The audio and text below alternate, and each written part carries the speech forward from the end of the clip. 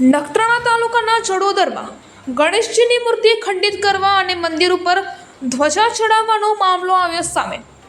જડોદરમાં બનેલ ઘટનામાં પોલીસે 8 જેટલા લોકો સામે ગુનો દાખલ કર્યો અને 7 લોકોની પોલીસે ધરપકડ કરી છે। અસામાજિક તત્વો સામે કડક પગલાં લેવામાં આવશે। જિલ્લા પોલીસ વડા ગત રાત્રિથી પોલીસની અલગ અલગ ટીમો ગામમાં તૈનાત છે। કચ્છની શાંતિ ડહોળનાર તોફાની તત્વોને પોલીસ છોડશે નહીં। લોકોએ ખોટી અફવા ફેલાવી નહીં અને કોઈની ધાર્મિક ભાવનાઓને ઠેસ પહોંચે તેવી ટિપ્પણી અને ઉશ્કેરણીજનક મેસેજ ન કરવા પોલીસ દ્વારા અપીલ કરાઈ છે। રિપોર્ટર ચક્ષ ગુજરાત ન્યૂઝની સાથે રમેશગીરી ગોસ્વામી, બનાસકાંઠા જિલ્લા બ્યુરો ચીફ। ગઈકાલે સાંજના સમયમાં નખત્રાણા પોલીસ સ્ટેશન વિસ્તારના કોટડા જરોડ ગામમાં જે એક ગણપતિજીનો પંડાલ હતો, ત્યાં ગણપતિજીની જે મૂર્તિ ખંડિત થવાના લોકલ પોલીસ સ્ટેશનને જાણ થઈ હતી, જેના લીધે પોલીસ દ્વારા ત્યાં તાત્કાલિક જે છે સ્પોટ ઉપર જઈને વિઝિટ કરવામાં આવી અને એમની ઇન્વેસ્ટિગેશન ચાલુ કરવામાં આવી।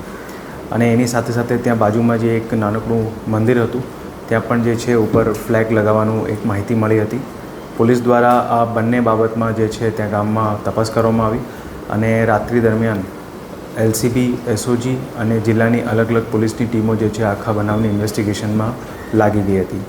ઓવરઓલ જે આખો બનાવ બન્યો એમાં જે ખાસ કરીને જે ગણપતિજીની મૂર્તિ ખંડિત થઈ છે એમાં 3 માઇનર જે છે છોકરા એ ઇન્વોલ્વ છે, જે કાયદાના સંઘર્ષમાં આવેલા છે અને એમની સાથે સાથે જે બીજી બાજુમાં જ્યાં ફ્લેગ લગાવવામાં આવેલ હતો એમની પણ તપાસ થઈ, તો એમાં પણ જે છે પોલીસ દ્વારા 4 લોકોને ડિટેન કરવામાં આવ્યા।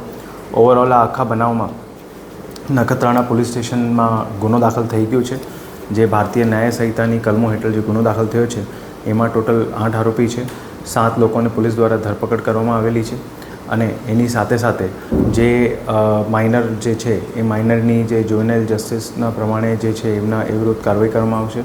અને એની સાથે સાથે ઓવરઓલ જે ગામમાં બનાવ બન્યો તો એમાં અત્યારે ગામમાં હાલ શાંતિ છે, પોલીસ બંદોબસ્ત પણ ગોઠવાયેલો છે અને બધા લોકોને, ખાસ કરીને કચ્છના આમ નાગરિકોને બધાને પોલીસ દ્વારા અપીલ છે કે આ બાબતમાં કોઈ અફવા ફેલાવવાની નહીં અને ઇન જનરલ પણ કોઈ પણ એવો વાયરલ મેસેજ અથવા તો કોઈ પણ એવો વિડીયો હોય એ કોઈ એવી અફવા ફેલાવવાની નથી। અને અગર એવી કોઈ વસ્તુ જે કાયદો વ્યવસ્થાને ભંગ કરે કોઈ પોલીસના ધ્યાને આવશે તો પોલીસ દ્વારા એમાં કાર્યવાહી કરવામાં આવશે।